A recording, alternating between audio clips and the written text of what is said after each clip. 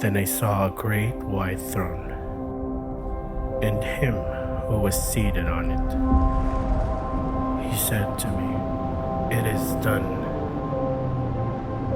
I am the Alpha and the Omega, the beginning and the end. I will wipe away every tear from their eyes. To the thirsty I will give water. Those who are victorious will inherit all this.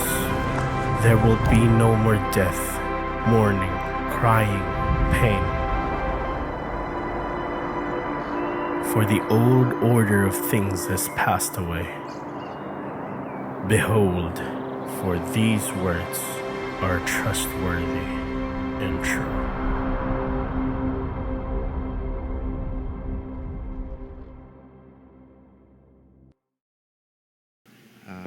Before we start our eschatology series, just want to highlight the first video. Yesterday, 56 participants completed our Victory Weekend. And the highlight, as always, is the 36 participants undergone water baptism. No? So, we really are grateful for those who experience freedom in Christ. And also, we are so thankful for all who did one-to-one with them. And I hope na this is not just for this year, because that's our last Victory Weekend for this year, but next year, hoping we will be able to share the gospel and do one-to-one, and God would just allow us to experience people being added to the local church. To those who finished the Victory Weekend, we encourage you to continue on your discipleship journey by attending our church community class this coming Saturday, October 4, 9 a.m. to 12 noon here in our Mandurriao location. Do wala na nagauntat ang mga bad news. Gusto nyo good news? Oh, yes. Oh. I think, if my memory serves me right, we are entering the 7th, if not the 8th year of our La Paz location in Gaisano. As early as the 4th year,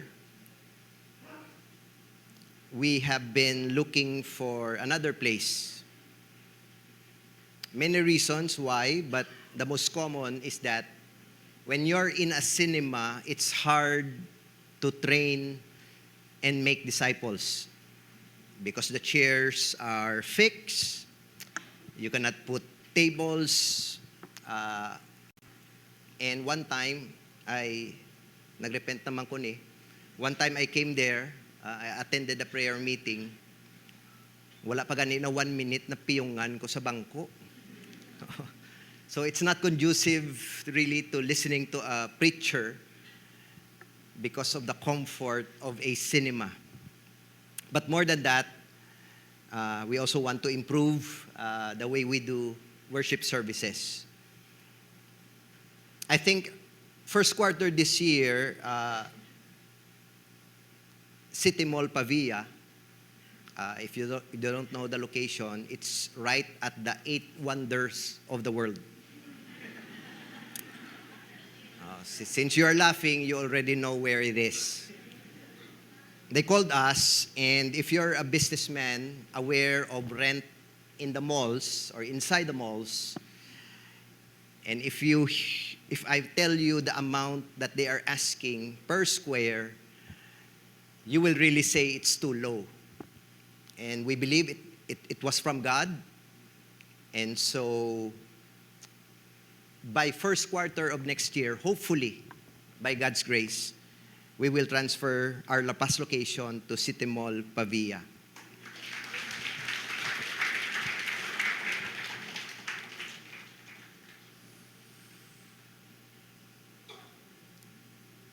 In line with that, it needs funds. And we ask everyone to pray about it because I'm sure most, if not all of you, believe in the direction of the leadership team and the pastors where God is taking us. And if the Holy Spirit speaks to you and you want to give, there are 3 ways. The first one is our envelopes. You can put in your giving, but please check local building fund so that your intent for that giving will go directly to the building in City Mall. If you want to give staggered basis or installment basis, let's say 500 for the next 6 months, you can get this card there at the Get Connect booth. Please just fill in your information. Rest assured, it will be kept with utmost confidentiality. And then you can also check the amount, or you can also write, if the amount is not in the box, you can write in the others. Please don't just give this to anyone or even to me. Just drop it to the offering box or to the offering bag so that the finance team could take all the data and update you of the progress of our new location and service, a worship service center. Exciting times ahead, which means more disciples, more leaders for God's glory.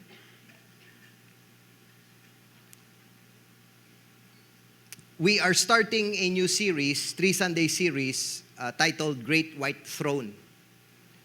This is a series about the end times.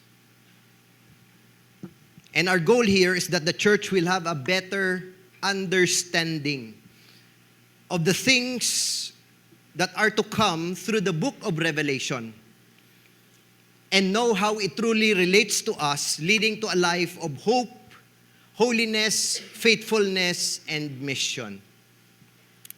So today we will be looking into Revelation chapter 9, verse 6 to verse 10. Asking everyone to please stand as we read together the Word of God.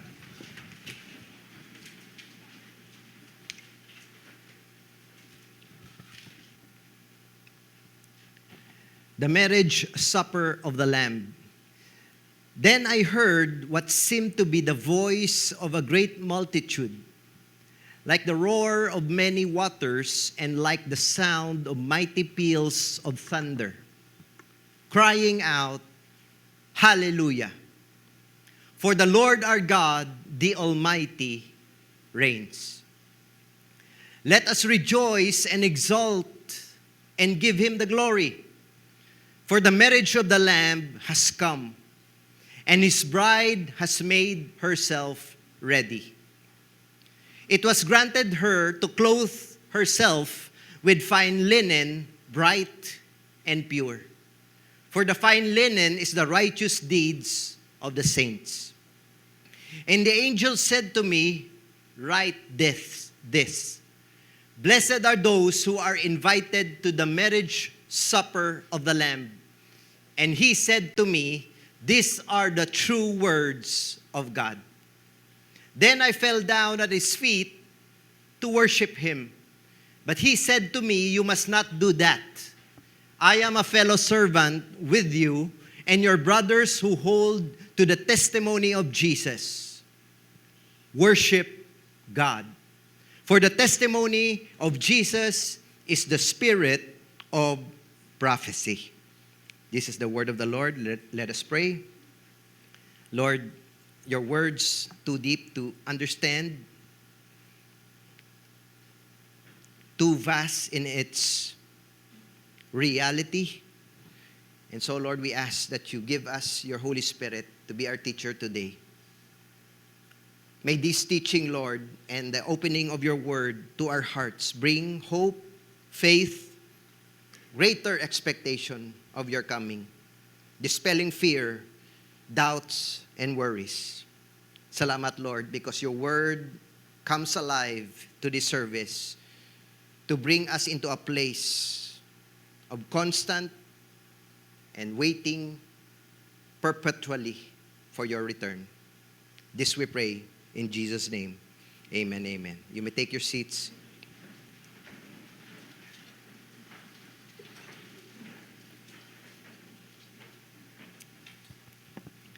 The word eschatology comes from the combination of Greek words meaning the study of last things or the study about the end times.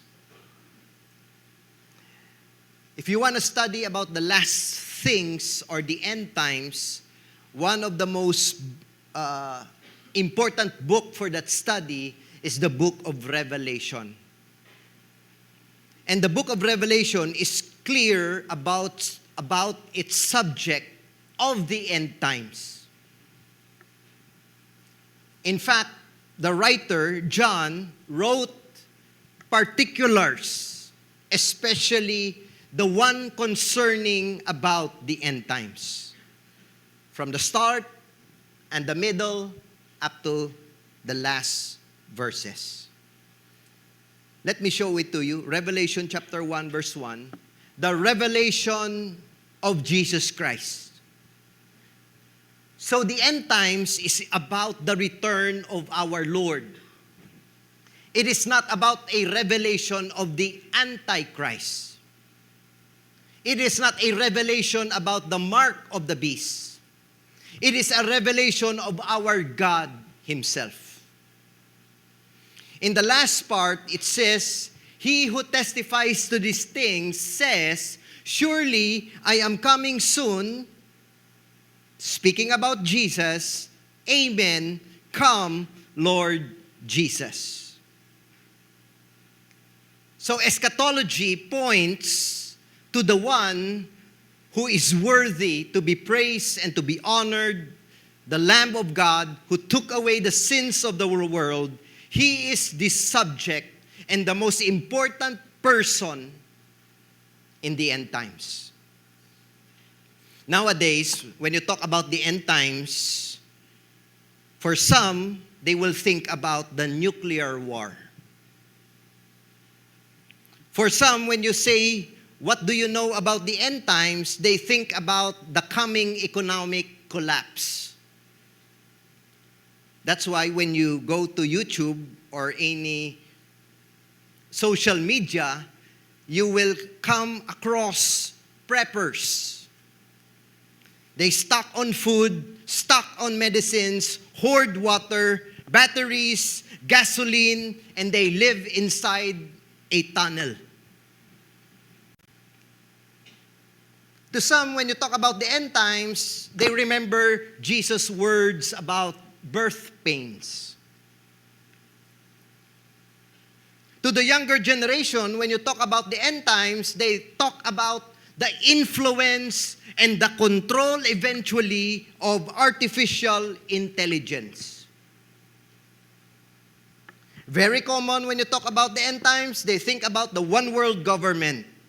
They think about the powerful earthquakes. For some, because of the pandemic, they think about zombie apocalypse. Tulog kabing tupad mo. Oh, hindi na siya zombie. Oh, a child na ni God. And very common, heard it many, many times. End times is all about the Antichrist or the mark of the beast.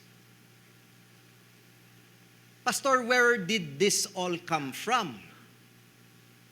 I'm glad you asked because the study of end times actually has 4 major views. How you view the future will determine how you live today.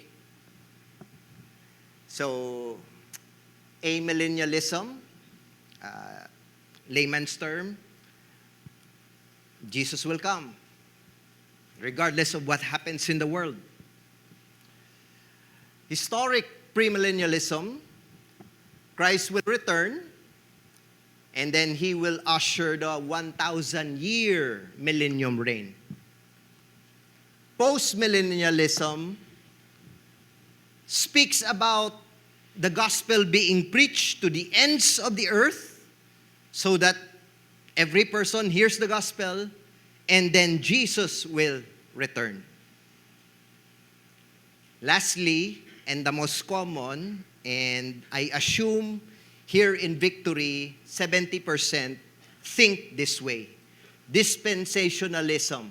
They believe that there will be a 7-year tribulation before Jesus finally defeats Satan, and then he will rule and reign after 1,000 years and then forever. We will not be talking about that. We will be talking about what's common with the four.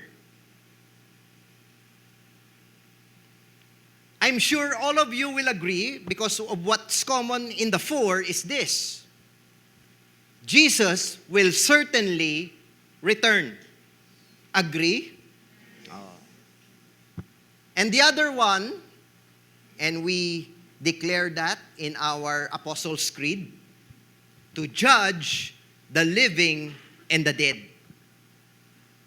So I believe all of you will agree, two things: Jesus will return, and we will be judged, all living and all the dead. You might ask, then how will God judge the living and the dead?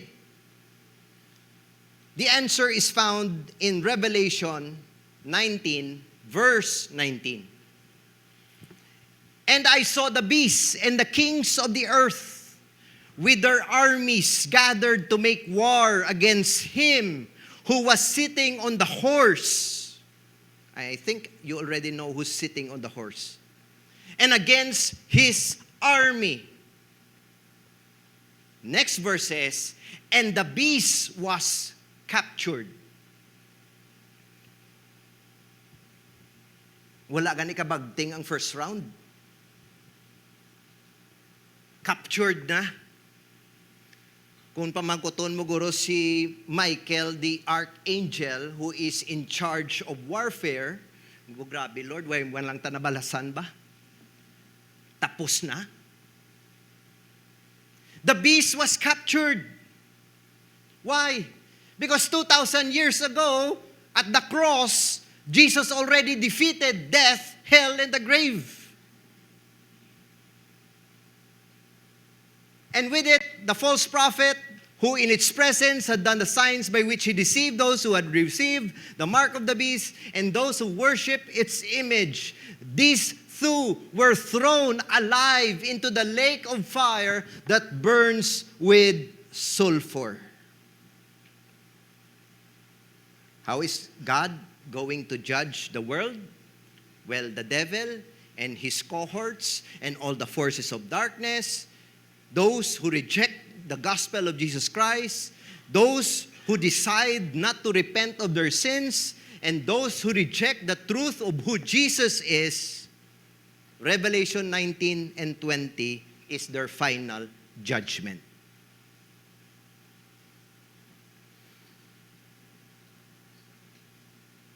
What will happen now to the saints?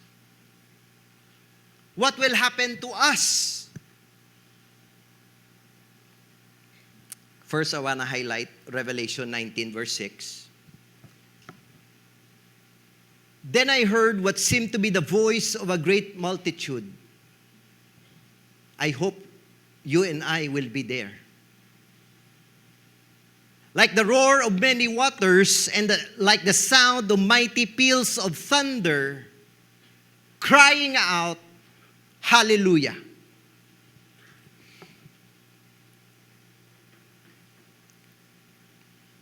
Na-realize ko bala, kung may ari diri pareho sa akon nga introvert, ma-out of place kita sa heaven.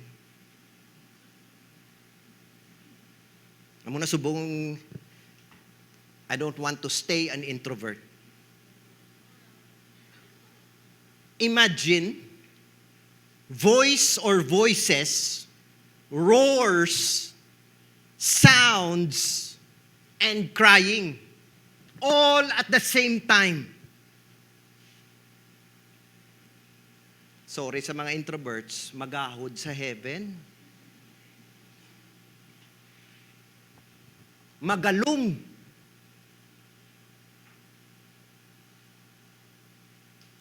And it shouts, Hallelujah.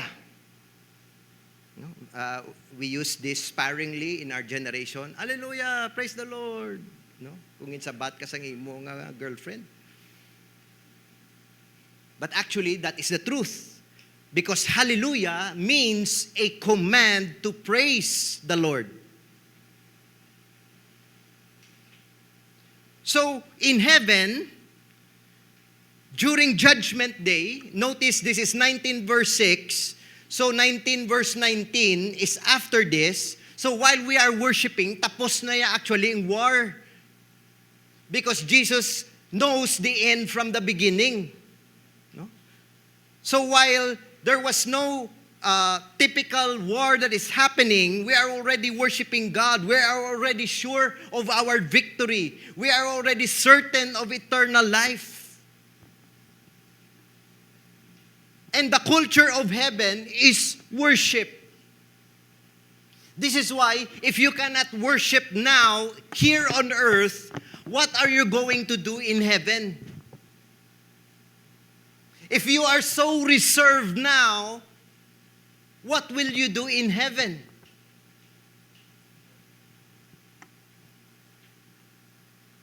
Because worship is never about us. It's never about your preference. It's never about what songs you like. It's never about you don't like drums. It's never about the lyrics of the song.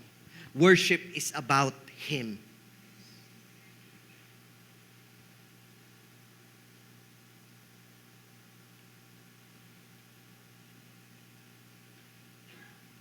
They worship Him, shouting, Hallelujah. That is the only response before the presence of God. Worship, praise, and adoration. Because everything now is new. It seems like we return to the Garden of Eden. Once again, nothing missing, nothing broken. Everything is back to its original design.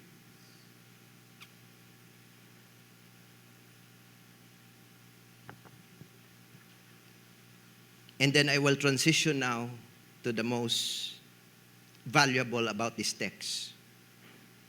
It was repeated twice, and I think it's worth noticing. Verse 7 of 19, let us rejoice and exult and give Him the glory, for the marriage of the Lamb has come, and His bride has made herself ready. Tandaan nyo na ang phrase, marriage of the Lamb. Verse 9, and the angel said to me, write this, blessed are those who are invited to the marriage supper of the Lamb. And he said to me, these are the true words of God. What will happen in the end? There will be a marriage ceremony. There will be a wedding banquet. Sino pastor ang kaslon?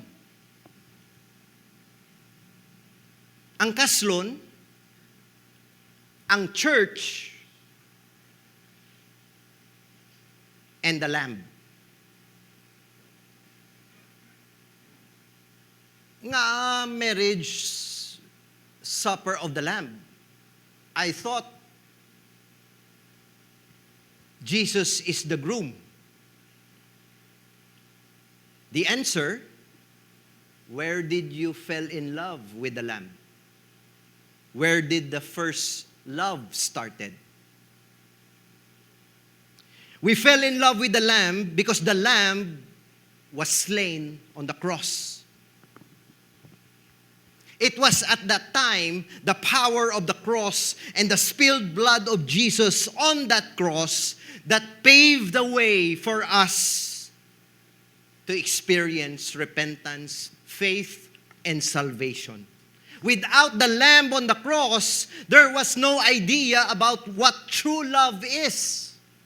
1 John 4:19, we love because He first loved us. John 15:13 says, greater love has no one than this, that someone would lay down his life for his friends. Jesus, the Lamb of God, laid down His life for us at the cross. So your first love is not when you were high school. Your first love actually happened when you encountered the saving work and power of Jesus hanging on the cross.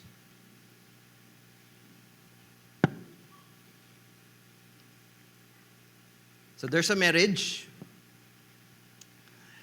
But the marriage that the Bible is talking about is totally foreign to the marriage that we have today.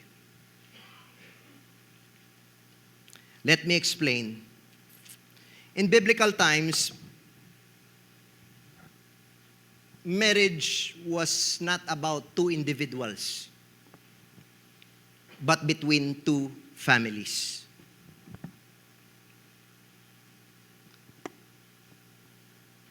A young lady between 13 to 14 years old, as early as the first day of her menstruation,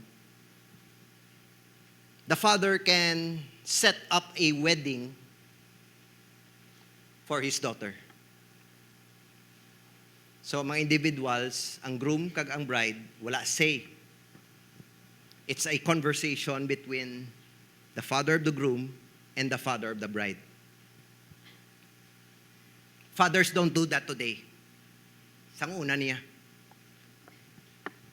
Once there is an agreement made,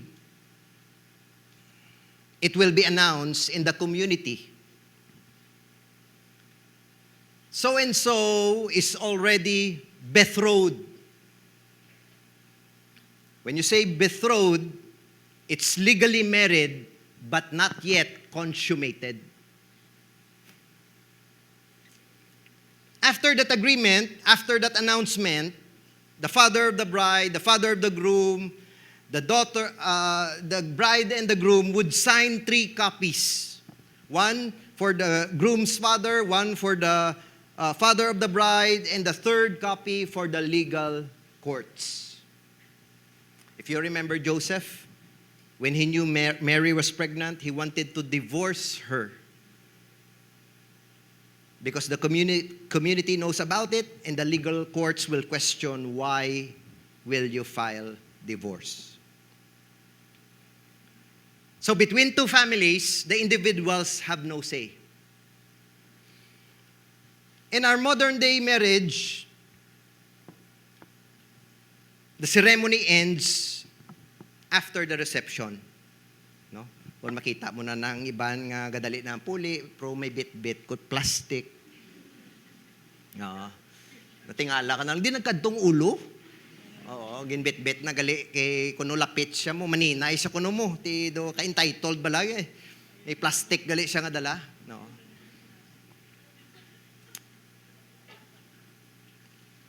So tapos na. Or until the marriage contract is filed in the civil registrar. Not in a Jewish culture. Once signed in 3 copies, the groom gives a gift called muhar to the bride's father. No? So kung sa una, Dennis, kung 5 ang imo daughter, subong, manggaranon ka na. The idea is the family of the groom gained another one in their family, and the family of the bride lost a member who helped in the household tasks. It was reasonable, therefore, that the father of the groom should pay the father of the bride the equivalent of her value as a useful member of the family. So kung ang bata mo nga daughter, sagad manglaba, sagad mamlansya, sagad manghugas pinggan, sagad manilhig, dako ang iya value. Pero kung nag-Netflix lang siya, wala siya value.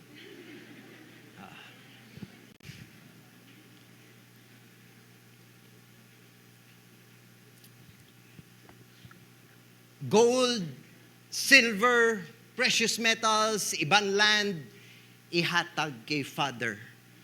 Kay madulaan siya, daughter. Siyempre, ang bride, hindi man magpaulihi. The groom will give to the bride something valuable called matan, which represents a guarantee that I will return. And the reason why the groom has to leave his wife is he is going to prepare a place in his father's house.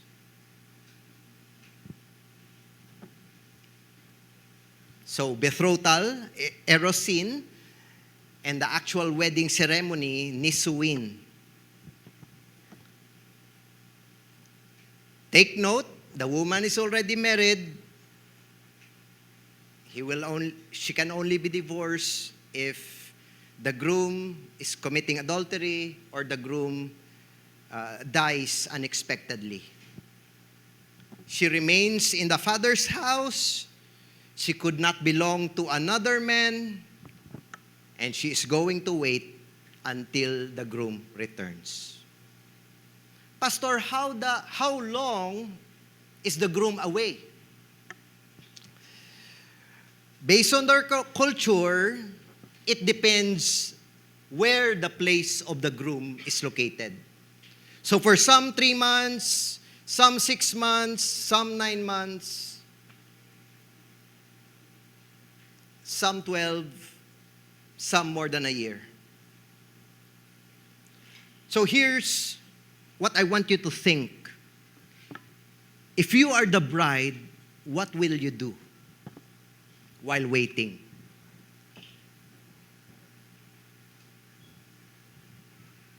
Because every day you are faced with a question, when will my husband or my groom return? Mabalik ba siya? Basi may iban na siya, pastor? Pirmi lang nagadaan siya gabalikid.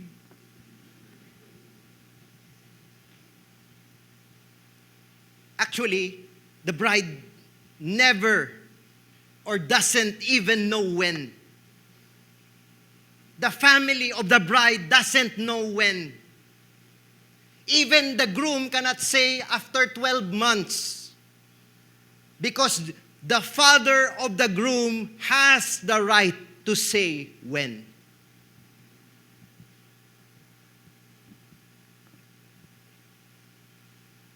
So, follow along. The groom gives a gift to the bride.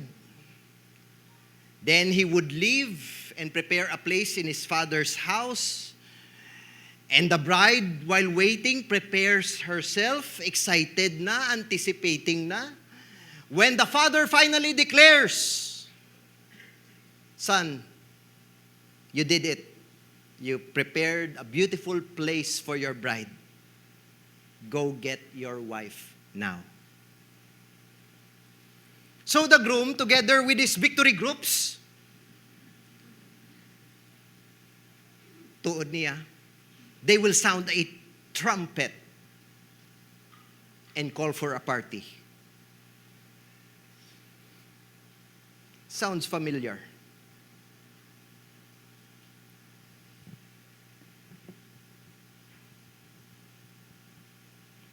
What happens,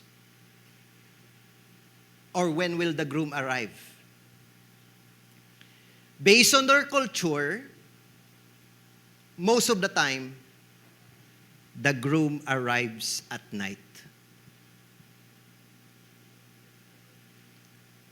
If you remember the parable of the 10 virgins, they need to prepare oil to keep their lamps burning, because the groom will arrive at night. Meanwhile, the bride and her victory group prepares to meet her groom. And then finally, when they saw each other, amo ni ang ginasunod naton, the groom would run towards her wife, his wife, nabatian ko na, anticipate ko na. And then he will carry his wife. Sorry, gid love, why ta ka makeri sang wedding ta. Kaniwang abi sa akon. Bailang sa aton nga renewal of vows. 1 year before ma-gym nako.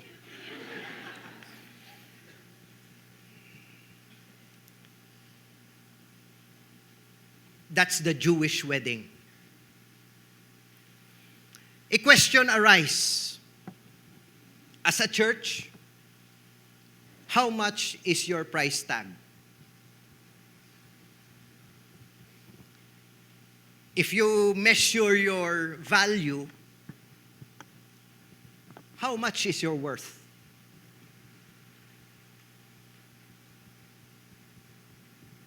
Because your groom is willing to pay. If you're confused, 1 Peter 1:18-19 says, knowing that you were ransomed from the futile ways inherited from your forefathers, not with perishable things, such as silver or gold, which is what the groom pays the bride and the father's bride, but for us, the church, with the precious blood of Christ. And here's the phrase, like that of a lamb without blemish or spot.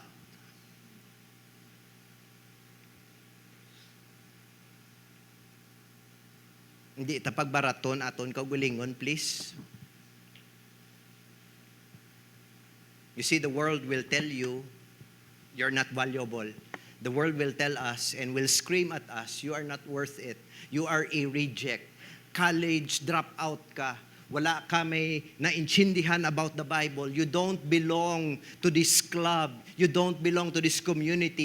You don't belong even dare come near Jesus because you are a sinner.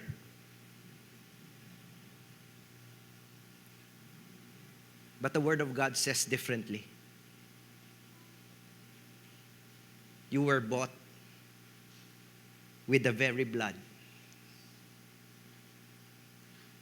of the infinite value of Jesus.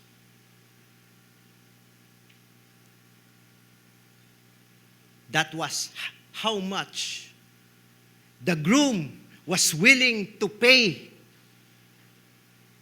para lang ma-seal ang wedding.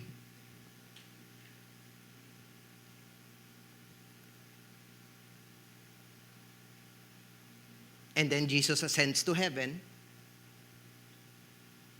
Why did he go back to heaven? John 14, verse 2 and 3 says, in my Father's house are many rooms. If it were not so, I would have told you that I go prepare a place for you. And if I go and prepare a place for you, by the way, as far as I could remember, it's more than 2,000 years already. I could just imagine how beautiful that place is. I will come again and will take you to myself. Seems like wedding. That where I am, you may be also.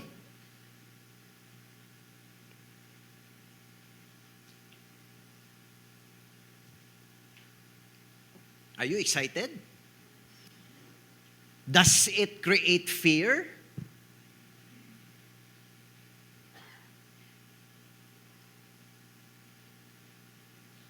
Tisan o gid siya bla pastor mabalik para makapiyong-piyong nako.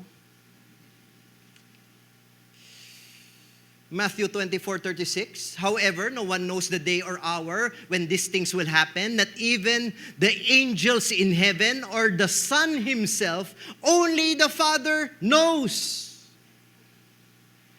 So when somebody tells you in TikTok that Jesus is coming, this 10-10-10 or 12-12-12,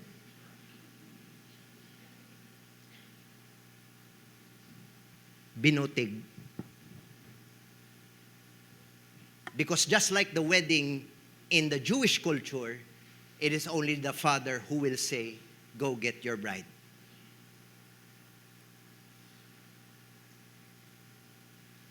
Pastor, basi hindi na magbalik si Lord. Corrupt na gid ang kalibutan. Gaantos na kami. Hindi na ako magagawa sa balay. Mapatay na lang, Kuya Pastor.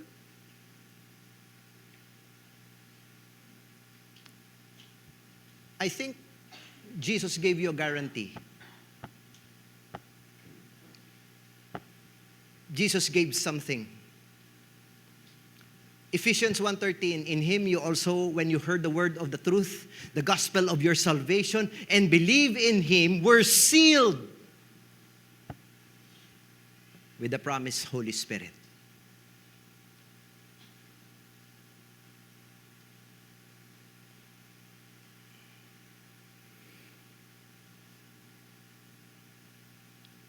So the groom says, I prepare a place for you, and I will return. Anong guarantee? I give you the Holy Spirit. When will you return? Only the Father knows. Once the Father gives the go signal, son, go get your bride.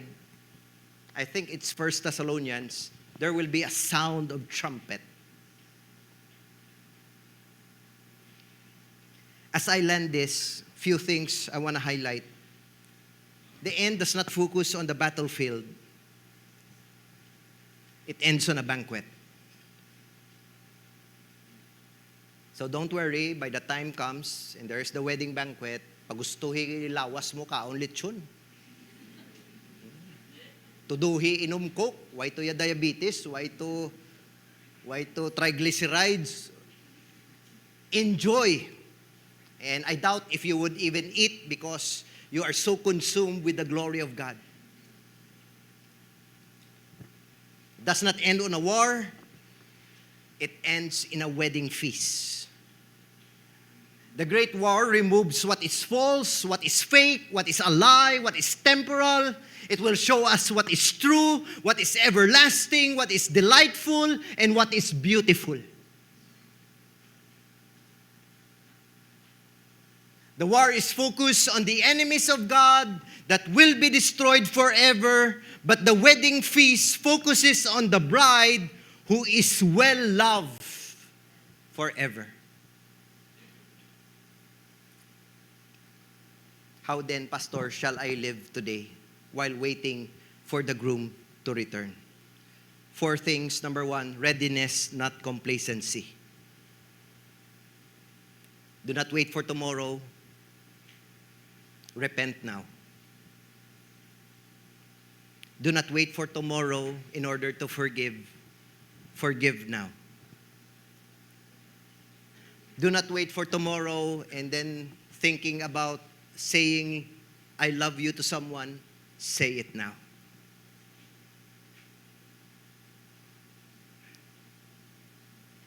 Because God's kingdom is already here. Second, purity, not passivity.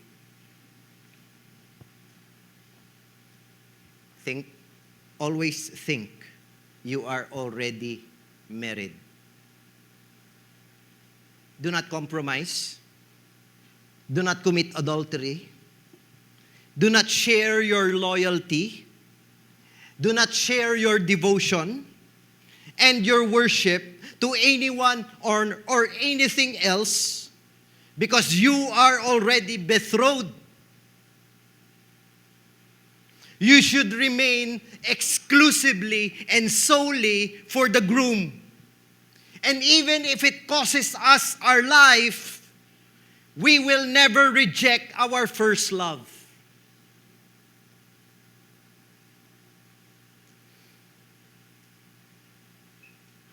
Third, worship, not worry. There's a command in Revelation 19:6. Hallelujah. The banquet, the wedding is all about worship. We worship today in preparation to the grandest of all worship. Because when the manifold presence of God is given to us, day and night, we will shout, holy, holy, holy. Lastly, proclamation, not silence. Wouldn't it be selfish nga kami lang yan ni Dennis ang makaon lechon?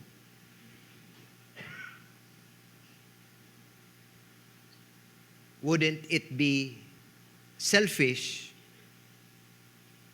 na possibly wala to ang imo office mate?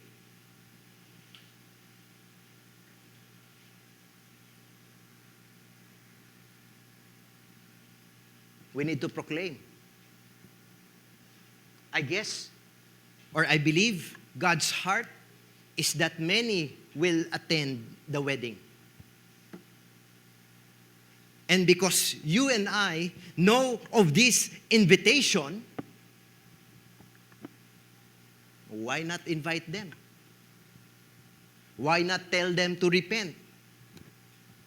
Why not warn them that if the trumpet sounds and they are not invited there, they will be destroyed? Readiness, not complacency. Purity, not passivity. Worship, not worry. Proclamation, not silence. As I call on the music team, let me end with 2 Corinthians 11, verse 2. For I feel a divine jealousy for you, since I betrothed you to one husband, to present you as pure, virgin to Christ. Can we all stand right now, and for a few seconds, let's just close our eyes.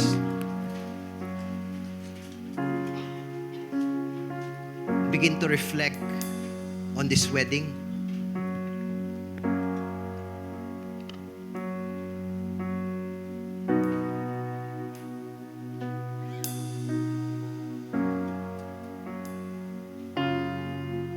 Lord, looking at my life, there's no way I will be invited into this wedding.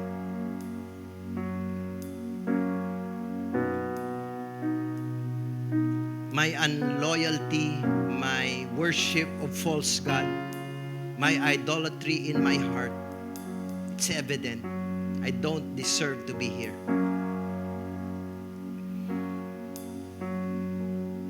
But salamat, because of your Son, Jesus Christ, our groom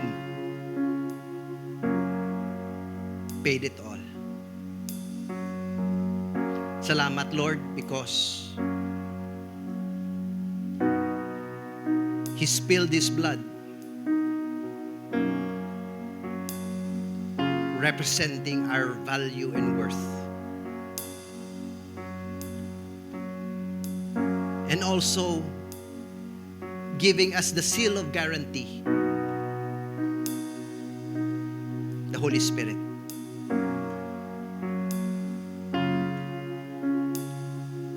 And Lord, what glorious hope and expectation it is that you are preparing a place for us. And anytime soon, your Father would shout, "Go get your bride." Help us, Lord, to be ready. Help us, Lord, to proclaim. Help us, Lord, to be pure.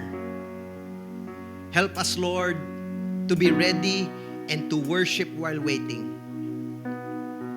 And Lord, as your grace persists, help us to invite those who do not have a relationship with this groom, so that they can be prepared, and so that the groom will receive the highest glory that he deserves. Kagsubong aga ng hapon, Lord, as we end this, ma-practice lang kami sa grand wedding. More than just practicing, Lord, we worship you with this song.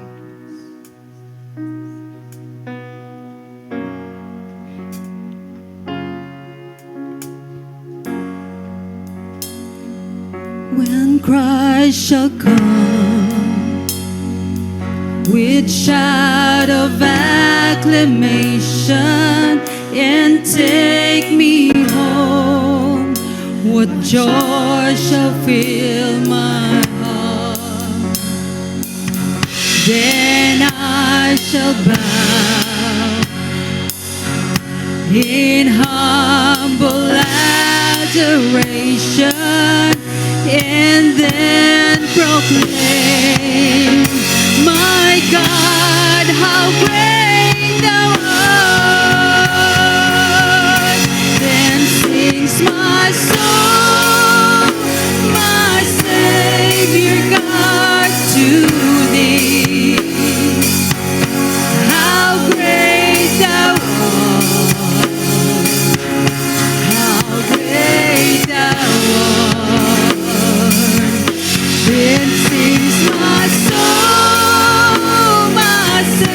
Savior God, to thee. How great thou art, how great thou art. Then sings my soul, my Savior God, to thee. How great thou art, how great thou art. Then sings my soul, my Savior God, to thee. How great thou art, how great thou art. We sing again. And sings my soul, my Savior God, to thee. How great thou art, how great thou art. Then sings my soul, my Savior God, to thee. How great thou art, how great thou art, how great thou art, how great thou art, how great thou art, how great thou art.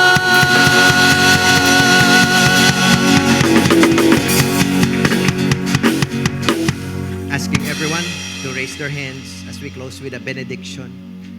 May the Lord bless you, and may the Lord keep you, and may the Lord make His face to shine upon you, and may the Lord be gracious unto you and give you His peace, both now and forevermore. All of God's people shout a big, big. Thank you, everyone. Continue to honor God, make disciples. God bless you.